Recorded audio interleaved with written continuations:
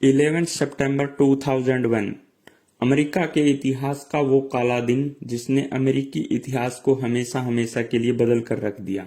उस दिन अमेरिका के कई बड़े शहर न्यूयॉर्क, वाशिंगटन डीसी और पेंसिल्वेनिया के ऊपर टेररिस्ट अटैक हुआ था, जिसमें करीब 3000 लोगों की जान चली गई थी। इस दिन एक के बाद एक कई अटैक हुए, जिस कारण किसी को पता नहीं था कि अगला अटैक कब और कहां होगा। सभी अटैक इतने बड़े थे कि कुछ ही घंटों में अमेरिका की कई बड़ी बिल्डिंग ध्वस्त हो गई थी और पूरा अमेरिका अटैक की धमक से सहम गया था। माहौल इतना गंभीर और नाजुक हो गया था कि American president George W Bush उस दिन लगभग 8 घंटों के लिए एयर बाउंड थे। पेंटागन सीआईए की सलाह पर प्रेसिडेंट की सेफ्टी के लिए उनको एयर बाउंड किया गया था। उस दिन अमेरिकी धरती पर कोई भी जगह सुरक्षित नहीं थी। कुछ लोग अटैक वाले एरिया को खाली कर रहे थे और वहीं कुछ अपने परिवार, दोस्त और रिश्तेदारों की तलाश में उन जगहों की ओर भाग रहे थे। न सरकार को खबर थी न मीडिया को। हर कोई बस सहमा हुआ था कि आखिर अगला अटैक किसको शिकार बनाएगा। लगातार एक के बाद एक 3 एयरप्लेन्स का वर्ल्ड ट्रेड सेंटर और पेंटागन से टकराने के बाद अमेरिकी गवर्नमेंट ने सभी फ्लाइट्स पर रोक लगा दी थी और 3 अटैक के बाद कोई अटैक नहीं हुआ।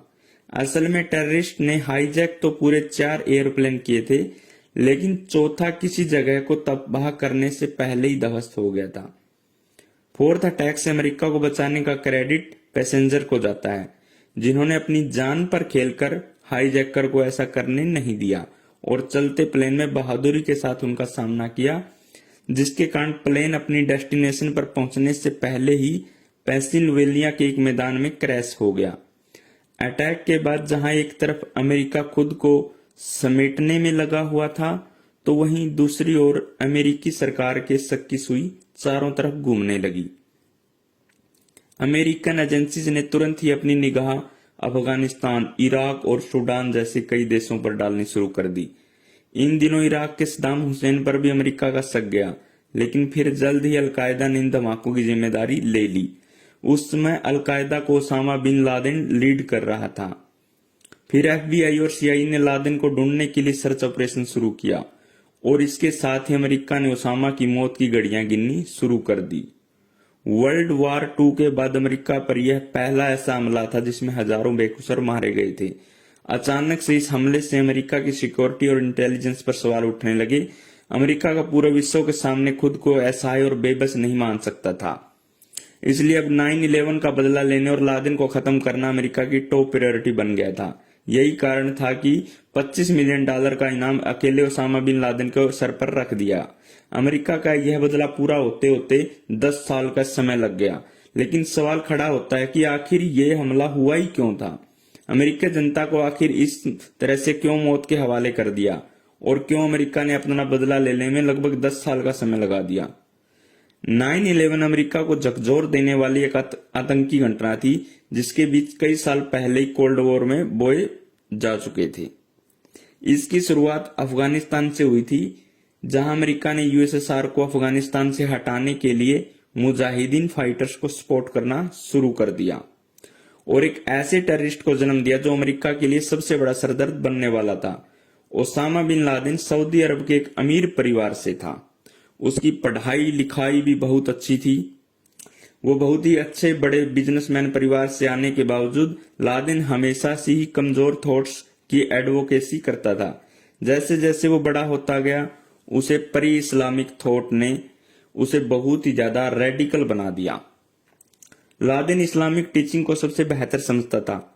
उसे लगता था कि इस्लाम ही एक धर्म होना चाहिए और शरिया कानून की व्यवस्था से सोसाइटी चलनी चाहिए। लादेन हमेशा से वेस्टर्न कंट्रीज का इस्लामिक कल्चर डिस्ट्रॉय करने के लिए ब्लेम करता था।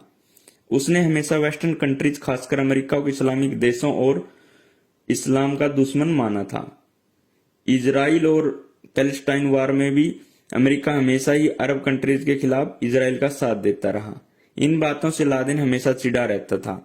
लादेन की लगातार यूएसए से बढ़ती नफरत ने उसे इस्लामिक एक्सट्रीम ग्रुप से जोड़ दिया।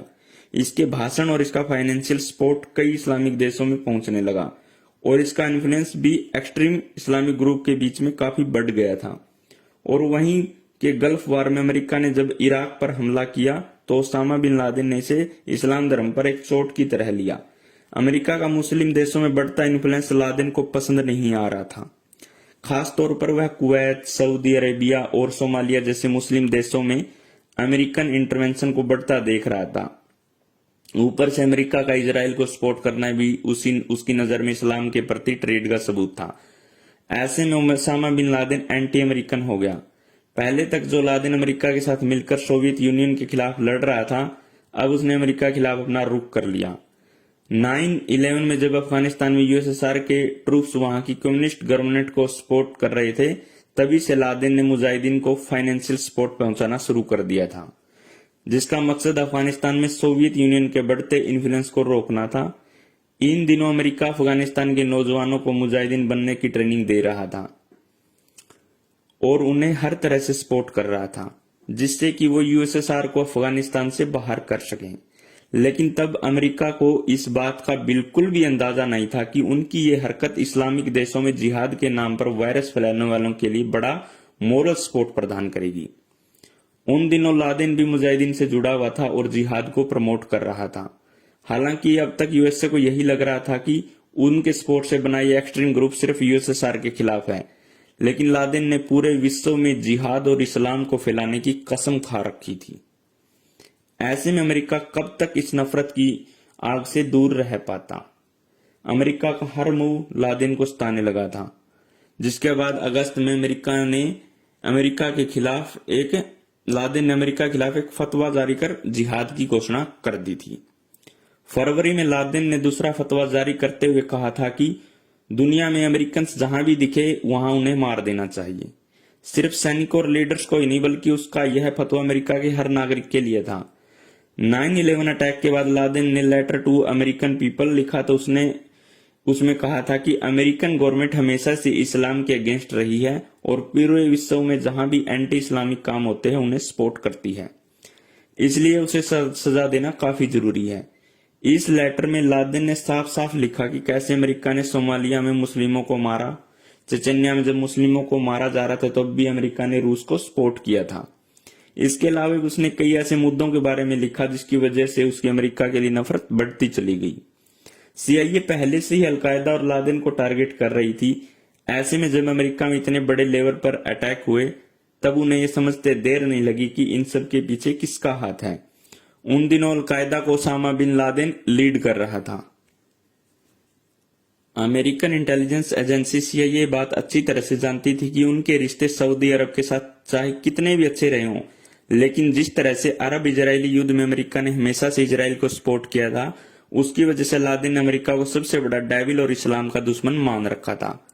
सऊदी अरेबिया में जन्मा Osama bin Laden Islamic countries के मामले में अमेरिका के इंटरफेरेंस से काफी नाराज था और उसने अमेरिका के ऊपर इस अटैक का प्लान तैयार किया था। उस समय बिन लादेन का ठिकाना अफगानिस्तान था और अफगानिस्तान पर तालिबानियों की सरकार थी। अमेरिका ने तालिबान से ओसामा बिन लादेन की मांग की, लेकिन तालिबान ने अमेरिका की मांग को ठुकरा दिया था। जब अमेरिका को लादेन की कोई खबर नहीं मिल सकी, तब अमेरिका ने कई देशों को फोर्सेज और नाटो के साथ मिलकर ग्लोबल वार ऑन टेररिज्म की शुरुआत कर दी, जिसके बाद बिना लादेन को पकड़ने के लिए भी अमेरिकन सोल्जर ने अफगानिस्तान में सर्च ऑपरेशन शुरू किया, लेकिन कई ऑपरेशंस के बावजूद लादेन की कोई खबर नहीं मिली। ओसामा बिन लादेन के बाद से ही कोई फोन नहीं यूज करता था। यह बात भी अमेरिकन इंटेलिजेंस एजेंसी सीआईए को पता थी, क्योंकि मैं ही Osama bin Laden Kenya and Tanzania में अमेरिकन एम्बेसी पर हमला करके अमेरिका को अपना दुश्मन बना चुका था। वो अपनी बात को एक जगह से दूसरी जगह पर अपने साथियों की मदद से पहुंचाता था। हालांकि 1 महीने के बाद सीआईए को ओसामा बिन लादेन के बारे में पाकिस्तान अफगानिस्तान के बॉर्डर पर स्थित तोरा बोरा नाम की पहाड़ियों में छिपा हुआ होने की सूचना मिली। फिर क्या था, अमेरिकी नेतृत्व वाले गठबंधन सैनिकों ने तोरा बोरा की गुफा पर दावा बोल दिया। गठबंधन सैनिकों का यह हमला अफगानिस्तान वार के वन मोस्ट इंपोर्टेंट मिलिट्री एग्जेंटमेंट में से एक था। 30 नवंबर 2001 से लेकर 17 दिसंबर 2001 तक चले इस ऑपरेशन के दौरान अमेरिकी सैनिकों ने नॉर्दर्न अलायंस के साथ तालिबान और अलकायदा के खिलाफ ऑपरेशन शुरू किया था। इस ऑपरेशन में ब्रिटेन के साथ अमेरिका और जर्मनी की यूनाइटेड एयरफोर्स ने ऐसी स्ट्राइक की कि देखते ही देखते पूरी पहाड़ियां ध्वस्त होने लगी। 1 महीने 17 दिन तक चले इस ऑपरेशन में ओसामा बिन लादेन को डिफेंड करने वाले 200 से ज्यादा आतंकी मारे गए थे। लेकिन इतने तेज और शातिर ऑपरेशन के बाद भी अमेरिका के हाथ में निराशा ही लगी। दरअसल इस पूरे ऑपरेशन के दौरान लादेन हर अटैक से बचता हुआ अफगानिस्तान के बॉर्डर के रास्ते पाकिस्तान में एंटर कर गया था। भले ही इस ऑपरेशन से ओसामा बिन लादेन नहीं मिला, लेकिन कुछ ऐसे लोग जरूर हाथ लग गए थे जिनका कभी न कभी ओसामा बिन लादेन से संपर्क रहा था। सीआईए इन सारे लिंक से बिना लादेन को सर्च करने की कोशिश करती रही, लेकिन सालों बीत गए और हर बार फेलियर ही आती रही। कई सालों तक ओसामा बिन लादेन के लिए सर्च ऑपरेशन यूं ही चलते रहे, लेकिन इस मामले में कोई भी सिग्निफिकेंट मोड 2009 तक नहीं आया। इसी साल अमेरिका में इलेक्शन हुए और अमेरिका को एक नया प्रेसिडेंट मिला। 20 जनवरी 2009 को बराक ओबामा अमेरिका के नए प्रेसिडेंट बनते हैं। ओबामा राष्ट्रपति बनते ही लादेन के खिलाफ सर्च ऑपरेशन को तेज करने का ऑर्डर देते हैं। ओसामा को ढूंढना ओबामा एडमिनिस्ट्रेशन के टॉप प्रायोरिटी होती है। सरकार की तरफ से ऑर्डर आते ही इंटेलिजेंस एंड डिफेंस यूनिट्स भी हरकत में आ जाती है। सर्च ऑपरेशन तेज होने के बाद भी सीआईए को अब तक कोई खास इंफॉर्मेशन हाथ नहीं लगी थी। हालांकि तभी सीआईए को क्यूबा के गुआंतनामो में कैद डिटेन के थ्रू ओसामा बिन लादेन के एक पाकिस्तान कोरियर के बारे में पता चला, जिसका नाम अबू अहमद अल कुवैती था। जिसके बाद सीआईए ने इस पर नजर रखनी शुरू कर दी। 2007 में ही सीआईए को इसकी असली नाम पता चल गया था। इसका असली नाम इब्राहिम सईद अहमद था। यह अलकायदा का एक अहम हिस्सा और लादेन का फेवरेट कोरियर था। तब सीआईए के पास बिन लादेन के ठिकानों का पहला वास्तविक लिंक था। ऑलमोस्ट 2 साल तक बिन लादेन के कुरियर और उसकी लोकेशन को खोजने के बाद 2009 में सीबीआई को इस आदमी के बारे में भी यह पता चला कि यह पाकिस्तान के अबोटाबाद में रहता है। लेकिन इस बीच दिसंबर 2009 में एक बार फिर अमेरिकन इंटेलिजेंस के साथ ऐसा इंसिडेंट हुआ जिसने पूरे अमेरिका को झकझोर कर रख दिया। दरअसल अफगानिस्तान और पाकिस्तान बॉर्डर के पास लोकेट अफगानिस्तान के खोस्त प्रोविंस में सीआईए ने अपना बेस कैंप एक चेक पॉइंट बनाया हुआ था। इस बेस कैंप से सीआईए पूरे इलाके पर नजर रखती थी। ड्रोन से पाकिस्तान बॉर्डर के अंदर क्या हो रहा है यह भी पता चलता रहता था। 30 दिसंबर 2009 को जब सारी दुनिया एक नए साल की आस में जाग रही थी, तो उसी दिन एक तालिबान सुसाइड बॉम्बर ने खुद को चेक पॉइंट के पास ही ब्लास्ट कर लिया। इस ब्लास्ट में तालिबानी सुसाइड बॉम्बर समेत 7 सीआईए ऑपरेटिव की जान चली गई। इस घटना ने अमेरिका के सब्र के सारे बांध तोड़ दिए थे और अब तक जो ऑपरेशन धीरे धीरे चल रहा था उसे पूरा करने के लिए सीआईए ने पूरा एडी चौटी का जोर लगा दिया। अगस्त 2010 तक सीआईए ऑपरेटिव ने अल कुवैती का पीछा किया, जिससे वो फाइनली उसके ओबोटाबाद रेजिडेंस तक पहुंच ही गई। अगले 1 साल तक सीआईए ऑपरेटिव अल कुवैती का पीछा करता रहा। अल कुवैती के रोज के कामों को ट्रैक करने पर उसे एक आश्चर्यजनक रूप से एक सिक्योर कंपाउंड के बाहर बार बार आते जाते देखा गया। सीआईए ने तब जाकर यह अनुमान लगाया कि यह बिल्डिंग एक सेफ हाउस है और किसी महत्वपूर्ण व्यक्ति को छिपाने के लिए बनाई गई है। हालांकि अनुमान की बदौलत कोई भी एक्शन लेना सही नहीं था, इसलिए सीआईए ने इस फोर्स जैसी बिल्डिंग को यहां आने वाले लोगों के सैटेलाइट फोटोज निकालने शुरू कर दिए। इसलिए सीआईए ने यहां एकदम से कुछ भी करना मुफीद नहीं समझा और यहां हालांकि बिल्डिंग का स्ट्रक्चर स्टडी करने के बाद ही सीआईए ने फैसला लिया था कि ये जगह ओसामा बिन लादेन को छुपाने के लिए तो तैयार की गई है। तस्वीरों और एविडेंस के आधार पर सीआईए ने यह माना कि इस बिल्डिंग में लादेन अपनी कुछ खास आदमी और अपनी सबसे छोटी पत्नी और बच्चों के साथ रहता है। हालांकि अब तक सिर्फ आजम ही बने हुए थे जिनकी पुष्टि करना काफी जरूरी थी, इसलिए सीआईए ने इन एजेंट्स को वेरीफाई करके एक नया प्लान बनाया। प्लान के मुताबिक सीआईए ने एक पाकिस्तान डॉक्टर शकील अफरीदी और कुछ नर्स को वैक्सीनेशन के बहाने उस घर में भेजा। Doctor Shakeel Afridi Khyber tribal district में एक टॉप के मेडिक थे और हेल्थ सर्विसेज के हेड के रूप में उन्होंने कई यूएस फंडेड वैक्सीनेशन प्रोग्राम की देखरेख भी की थी, जिस कारण जब सीआईए ने उन्हें बिल्डिंग में घुसने का टास्क दिया तो उन्होंने वैक्सीनेशन प्रोग्राम का बहाना बनाकर अबोटाबाद के गैरिसन टाउन में एक गवर्नमेंट एम्प्लॉय के रूप में एंटर किया, जहां पाकिस्तान मिलिट्री के नाक के नीचे ओसामा बिन लादेन छिपकर रह रहा था।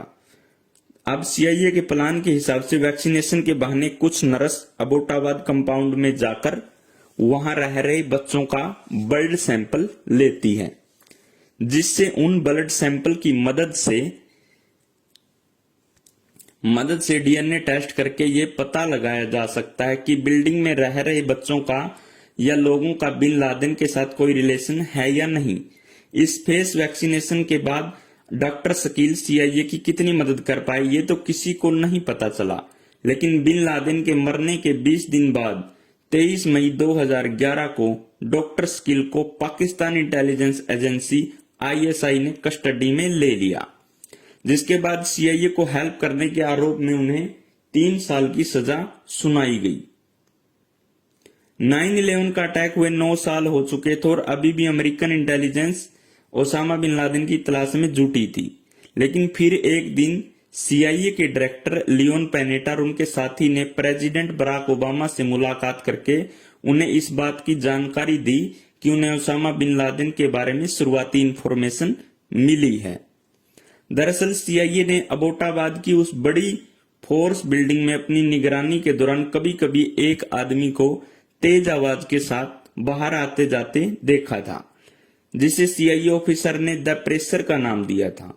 इस घर में कोई फोन या लैंडलाइन की सुविधा नहीं थी, यहां तक कि आसपास के सभी घरों में कूड़ा उठाने वाले लोग कूड़ा उठाकर ले जाया करते थे, लेकिन इस घर का कूड़ा अंदर ही जलाया जाता था।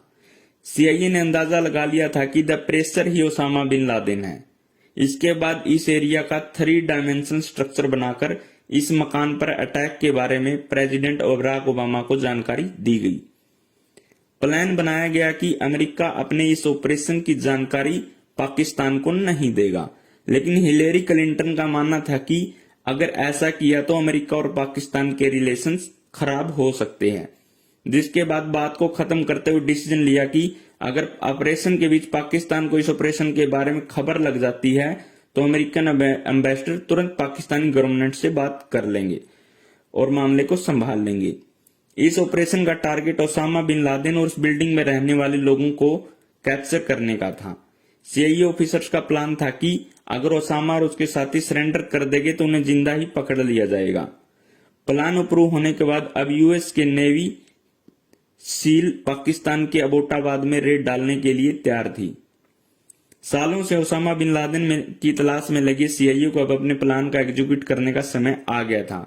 ये दिन था 29 अप्रैल 2011। ऑपरेशन को अंजाम देने के लिए पूरी टीम अब तैयार थी। ऑपरेशन शुरू करने से पहले अमेरिकन नेवी की सील टीम 6 ने 6 बार मॉक ड्रिल करके इस तरह के पोटेंशियल थ्रेट को काउंटर किया, जिससे किसी भी कीमत पर लादेन हाथ से न निकलने पाए। फर्स्ट मैच 11 को प्रेसिडेंट बराक ओबामा ने इस ऑपरेशन को अच्छी तरह से रिव्यू किया और इस को अप्रूव कर दिया। इस ऑपरेशन के लिए 2 ब्लैक हॉक हेलीकॉप्टर तैयार किए गए और इस ऑपरेशन में सील टीम 6 के 23 बेस्ट कमांडोज, एक ट्रांसलेटर जो पाकिस्तानी लैंग्वेज बोल सकता था और एक मिलिट्री डॉग कायरों को शामिल किया गया। 1 मई 2011 की रात को 10:30 बजे पर यूएस एयरफोर्स के दोनों black dark hawk helicopter Afghanistan के जलालाबाद फॉरवर्ड ऑपरेटिंग बेस से पाकिस्तान के अबोटाबाद के लिए उड़ान भरते हैं।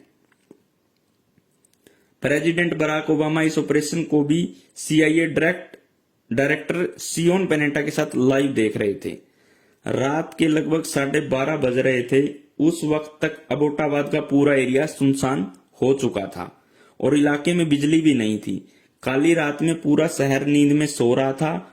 ऑपरेशंस को अंजाम तक पहुंचाने के लिए नेवी सील की टीम अबोटाबाद पहुंच चुकी थी। सील्स के सोल्जर 3 मंजिला बिल्डिंग के अंदर एंटर कर रहे थे। ग्राउंड फ्लोर पूरी तरह से खाली था। सील के सोल्जर बिल्डिंग के फर्स्ट फ्लोर पर पहुंचते हैं तभी उन्हें फर्स्ट फ्लोर पर किसी की आहट सुनाई देती है और पोजीशन लेकर सोल्जर दरवाजे तक पहुंच भी नहीं पाते कि इतने में दूसरी तरफ से तेजी के साथ फायरिंग होने लगती है। अपने आप को बचाते हुए सील्स की टीम ने ग्रेनेड से पूरे दरवाजे को उड़ा दिया।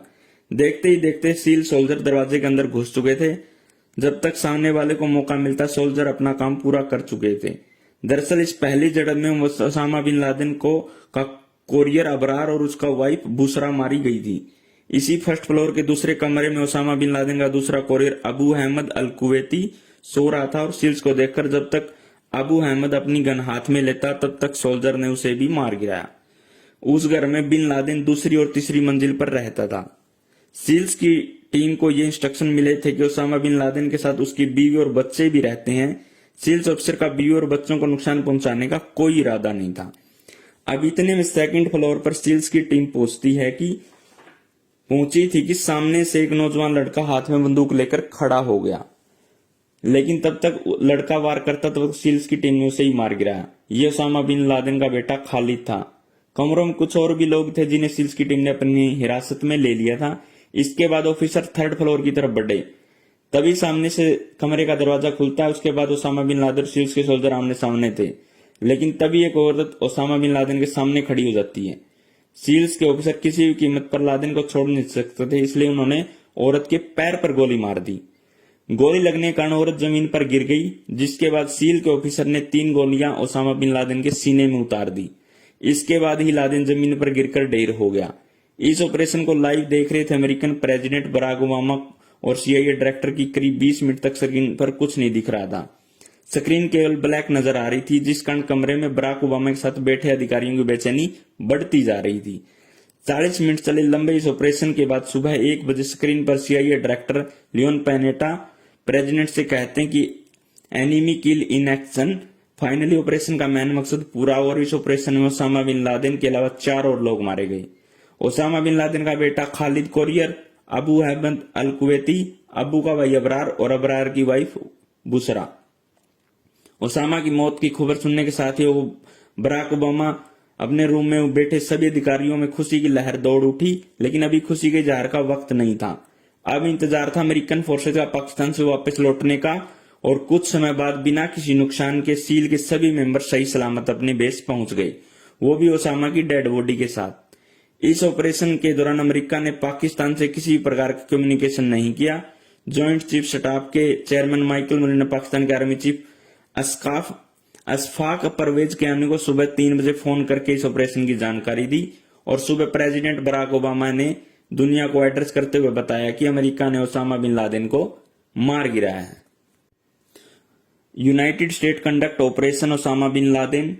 ओसामा बिन लादेन की मौत के 4 दिन बाद 6 मई को अलकायदा ने अपनी वेबसाइट के माध्यम से ओसामा बिन लादेन की मौत को कन्फर्म किया। साथ ही एक कसम भी खाई कि अलकायदा अमेरिका से इसका बदला जरूर लेगा। कुछ दिनों बाद ओसामा बिन लादेन की डेड बॉडी को समुद्र में बहा दिया गया, क्योंकि सऊदी और अफगानिस्तान दोनों ही देशों ने लादेन की बॉडी लेने से इनकार कर दिया था। जिंदगी भर धर्म युद्ध के नाम पर जिहादी बनने वाले लादेन को अंतिम वक्त पर जनाजा भी नसीब नहीं हुआ। पाकिस्तान के प्राइम मिनिस्टर यूसुफ राजा ने जांच के लिए कमीशन बनाया, जिसने जांच की। रिपोर्ट में पाकिस्तान के अंदर ओसामा बिन लादेन के छिपे रहते के पीछे पाकिस्तान की इंटेलिजेंस एजेंसी को फेलियर बताया और इस तरह ओसामा बिन लादेन को अमेरिका ने फाइनली खत्म कर दिया। धन्यवाद।